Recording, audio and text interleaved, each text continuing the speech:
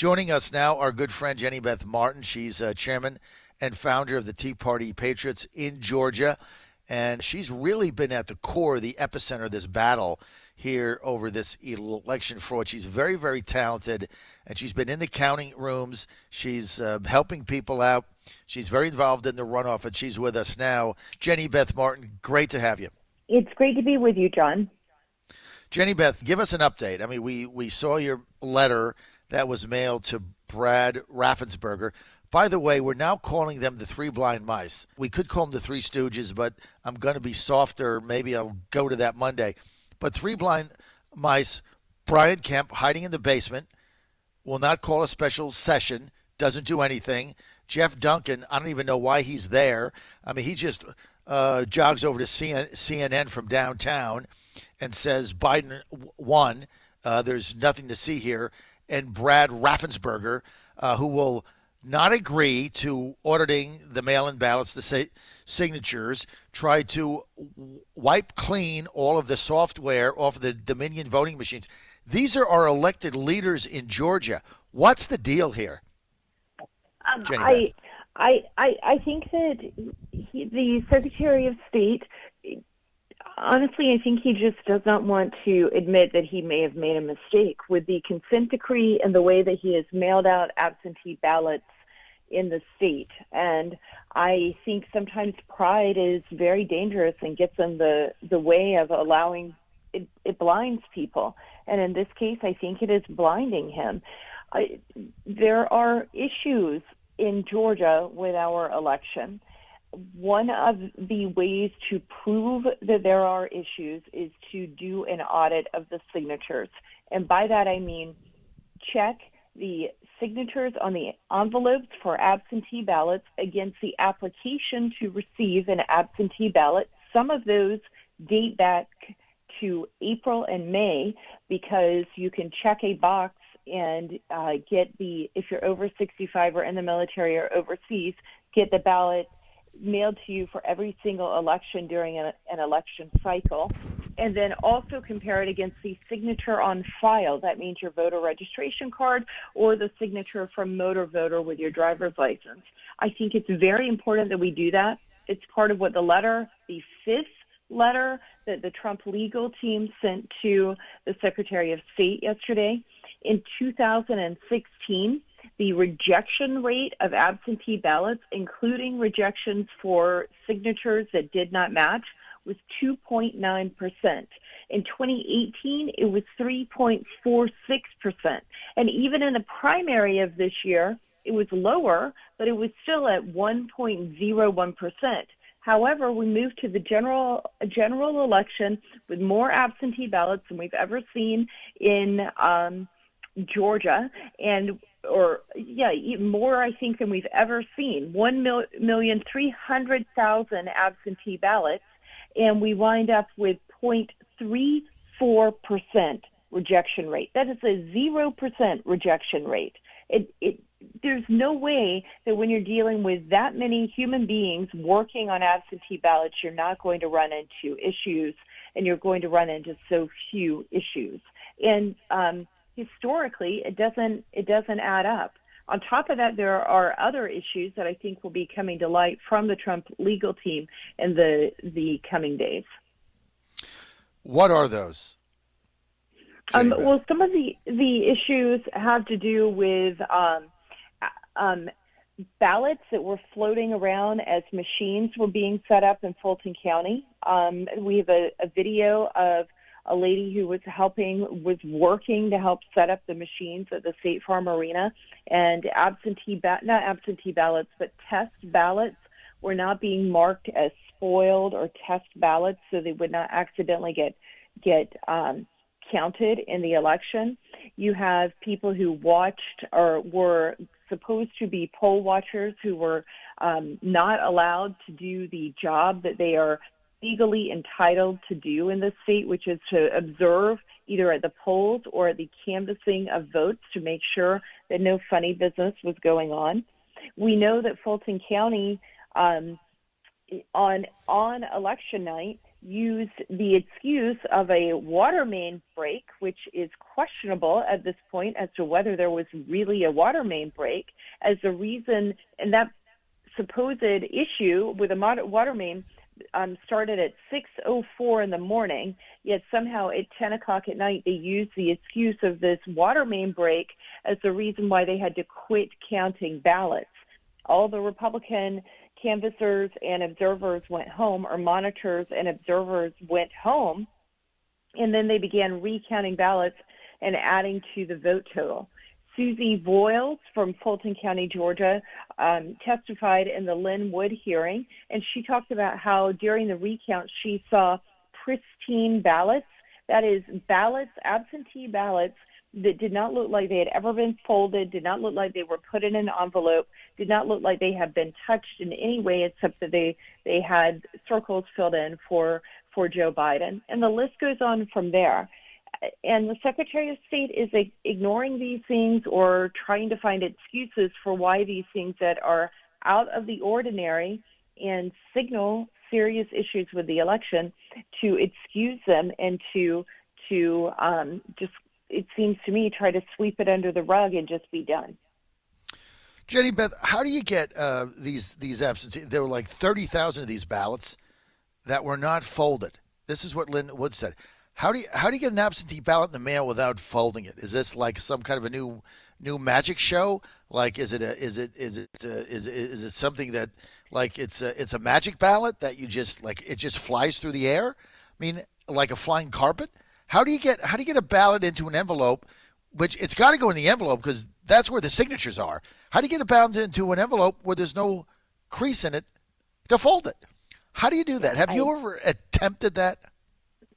I don't think that is possible to do. It would have to be folded one way or the other, and it was not. Now, there is a way that you could do this, and one of the attorneys cross-examining Susie Voiles in that hearing with Lynn Wood tried to imply this, and that is that there are times when ballots have to be replicated. So if they have to be replicated, meaning they maybe got damaged or something happened to the ballot and they were damaged, then you go through and you replicate the ballots. Well, I believe that when that happens with state law, you're supposed to keep the original damaged ballot with the new replicated ballot, and there is supposed to be a witness for that to make sure that it is being properly replicated.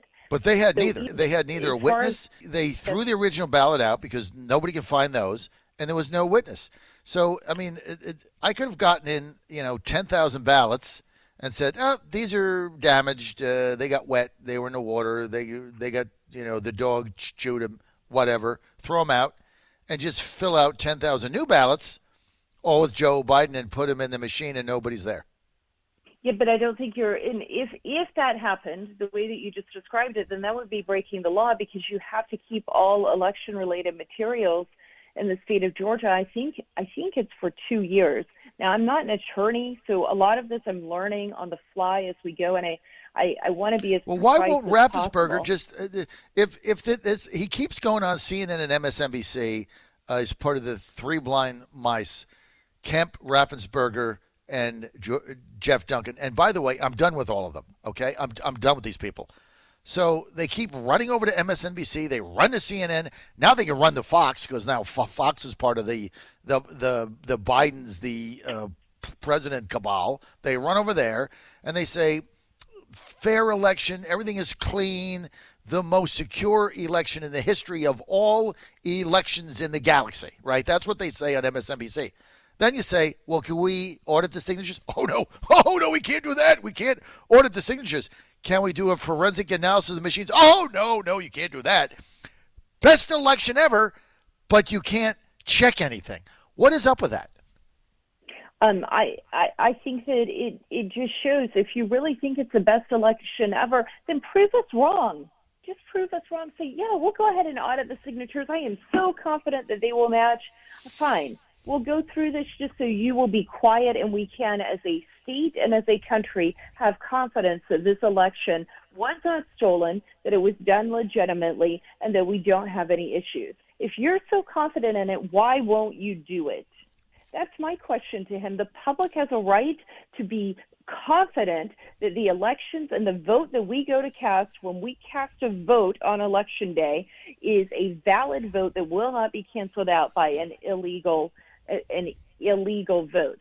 And if you're so confident in it, then prove us wrong, and we'll accept defeat and keep on going and keep on fighting. But if you're not even willing to do that, and you're not willing to say, yes, I am confident that everything matches, you go for it. I know that we're not going to find any issues. Then it raises questions to me about what you are actually hiding. And one of the things, and what have you gotten wrong? And one of the things that the letter that the legal team sent about to Raffensperger yesterday mentioned a press statement that Raffensperger had done saying that the counts for 2020 for the rejection rate, the percentage was the same as 2018 and 2016. And yet, when they were looking at the numbers from 2018, they were not looking at ballots cast. They were looking at ballots mailed out. Now, if the Secretary of State's office conflates those two numbers and does not understand the difference in those two numbers when making calculations and cannot get apples to apples right, what else are they messing up? Insane. I mean, like, I just want all of our listeners to grasp what Jenny Beth Martin is saying. By the way, John Fredericks Radio Network, I'm John Fredericks, live Dalton, Georgia, day 2 of our 10 city in 10 days bus tour across Georgia. Jeff Ridley just came in, state representative, Dalton area. We're going to get Jeff here involved, Jenny Martin momentarily. But let me just ask our listeners this question, right?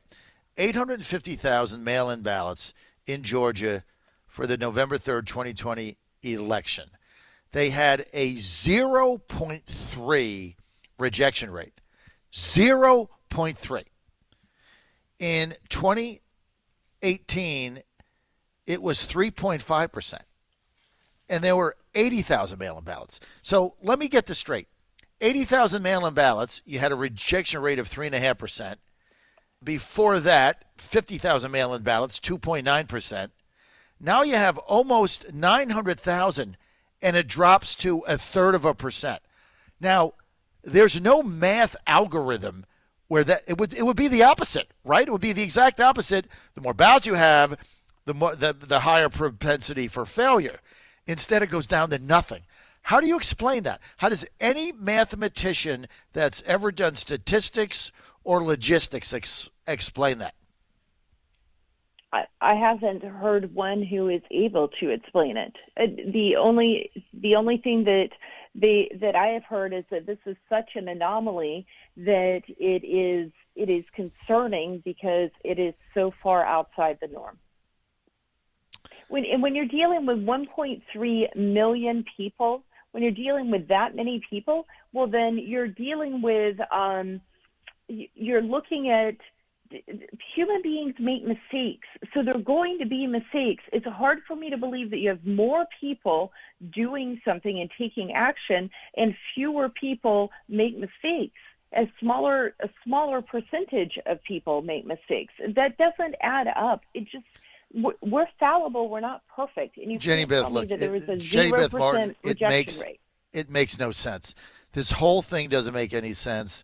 The 3 blind mice, you got Brian Kemp hiding in his basement. The governor, by the way, wouldn't be governor had President Trump not weighed in his primary against Casey Cagle, who was the favorite. He's hiding in the basement. He won't call a special session.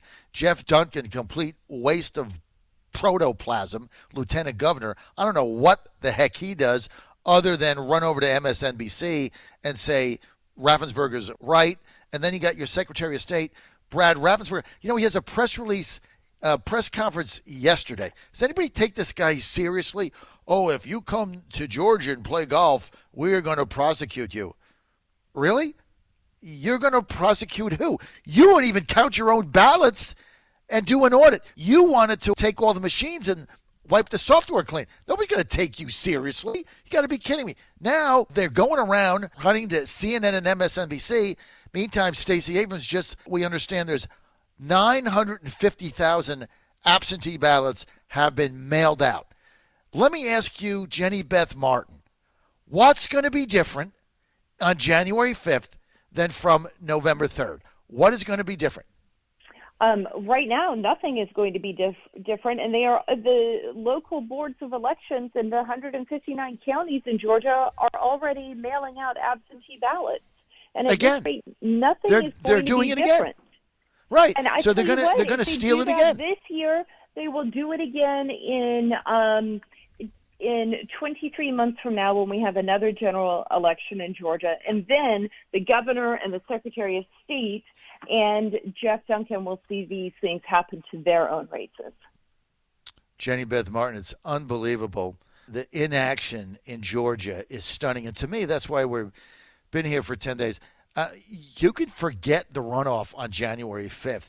If we don't fight now and fight for fairness in this election, by the time this thing is done, you're going to get another million mail-in ballots.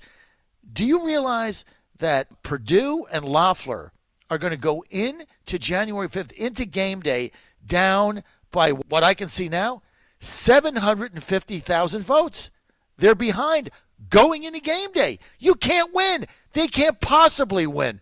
This thing is so rigged for them. They can't win, and yet your Secretary of State doesn't want to have a legitimate audit about what happened so we can stop it from happening again. Unbelievable. It's mind-boggling to me. And they think, oh, we're going to get Trump here in a rally on Saturday, and everything's going to be fine. He's going to get all his people out, Dalton and DeLonigan and LJ. They're all going to come out. Nope, not going to happen. Right now, I'm telling you, if the election were held today, the two Democrats would win, and it's not even going to be close. It's not even going to be close. If we don't get our act together and these people don't stand up and fight, because to get people out, to get these Republicans out, you're going to have to fight for them. You just can't sit back and hold a press conference and say, if you come here to play golf, my name is Brad Raffensperger, and based on zero history, I'm going to prosecute. Really, Brad? Mufasa? Are you kidding me? Hey, I got to go. Jenny Beth Martin, thank you for being with us. Always an honor to have you on our show. I'll see you in the next couple of days.